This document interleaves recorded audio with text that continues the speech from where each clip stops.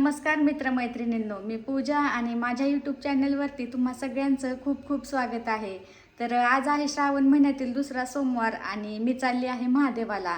तर मागच्या सोमवारी म्हणजे पहिल्या सोमवारी काय कुठे जायला जमलंच नाही, त्यामुळे आता मी दुसऱ्या सोमवारी चालली आहे महादेवाला. आणि ते पण ना मी माझ्या मिस्टरांसोबत नाही चालले, ते तुम्हाला पुढे गेल्यावरती समजेलच मी कोणासोबत चालले आणि कुठे चालले ते. तर त्यासाठीच नाही ते मी मस्त असा व्हाईट कलरचा ड्रेस वेअर केलेला आहे. म्हणजे माझ्याकडे साडी होती व्हाईट कलरची, आजीने पंढरपूरवरून आणलेली, पण त्यावरती काही ब्लाउजच नव्हता, त्यामुळे मी साडी काही वेअर नाही केली. आणि माझ्याकडे मस्त असा हा व्हाईट कलरचा ड्रेस होता, तर तोच कुर्ती सेट मी आता वेअर केलेला आहे. आणि आता संध्याकाळचे जवळपास 6 तर वाजतच आलेले आहेत. आता संध्याकाळचंच आम्ही चाललो देवाला. तर चला बघू कसं होतंय कसं नाही ते दर्शन. तर तुम्ही कंटिन्यू करा. तर इथे महादेवाला मी माझ्या मैत्रिणीसोबतच आले होते, कारण की आमच्यासोबत ना दुसरं कोणी यायलाच नव्हतं. आणि मला माझ्या मिस्टरांसोबत जायचं होतं, पण नेमकंच ना त्यांना काहीतरी काम होतं, त्यामुळे ते त्यांच्या कामासाठी बाहेर गेले होते.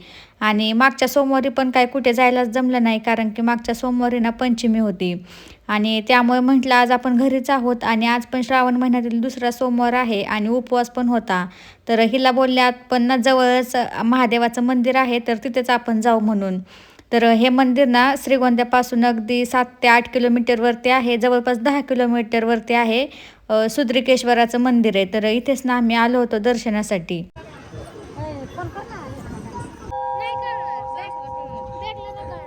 असं वाटलं होतं आज सोमवार आहे म्हटल्यावरती ना गर्दी पण भरपूर असेल, पण गर्दी काही जास्त नव्हती. म्हणजे आम्ही गेलो तेव्हा काही गर्दी नव्हती, पण आम्ही जेव्हा माघारी जायला निघालो होतो ना त्यावेळेस मग गर्दी व्हायला लागली होती. इथे संध्याकाळचीच ना शक्यतो गर्दी होती आणि आम्ही ना दिवसाच गेलो होतो 6च्या टायमिंगमध्ये. गर्दी नसल्यामुळे ना दर्शन पण अगदी मस्त झालं होतं. आणि असं काय आहे हे सुद्रिकेश्वरांचं मंदिर. तर ह्या देवाला ना इथालचे सगळेच लोक खूप जास्त मानतात, म्हणजे बरेच जण ह्या देवाला मानतात. शकता गाईज, ते आले आहे सुद्रिकेश्वर मंदिरात आम्ही महादेवाच्या. आणि इकडे थोडंसं बाहेर फिरायला आलेलं आहोत. मस्त असं पाणी येते, मस्त खूप सुंदर इथे वातावरण झाले. आणि इथून पाठीमागचं मंदिर दिसतंय, तर बघू शकता खूप सुंदर आहे. मी आणि माझी फ्रेंड चलो. हाय गाईज, तर आज आहे श्रावणी सोमवार, दुसरा सोमवार आहे आणि आम्ही दोघी आलोय पारगावच्या सुद्रिकेश्वर मंदिरात. तर दर्शन वगैरे घेतलंय सगळं आणि फोटो पण काढल्यात. आम्ही चाललो परत रिटर्न. इकडं पाण्याचं मस्त असं वातावरण झालेलं आहे. तर ह्या मंदिराच्या बाहेरच ना श्रावण महिन्यामध्ये पूर्ण अशी यात्रा भरत असते. तर आम्हीच ना दर्शन वगैरे घेतलं आणि त्यानंतर आलो होतो इकडे पाण्याच्या ठिकाणी. तर मंदिराच्या पुढेच ना असं पाण्याचं हे ठिकाण आहे आणि त्यातून जर मंदिर पाहिलं ना तर खूपच छान दिसतं लांबून पाहिलं तर. तर तुम्ही पण बघू शकता. आत्ता थोडासा उजेड होता, त्यामुळे आत्ता काही जास्त एवढं बरोबर दिसत नव्हतं, पण ज्यावेळेस आपण संध्याकाळचं पाहतो ना त्यावेळेस पूर्ण अशा लाईटिंग लागलेल्या असतात. तर दर्शन वगैरे घेतलं, फोटो वगैरे काढले, थोडंसं तिथे फिरलो आणि त्यानंतर निघालो होतो घरी जाण्यासाठी.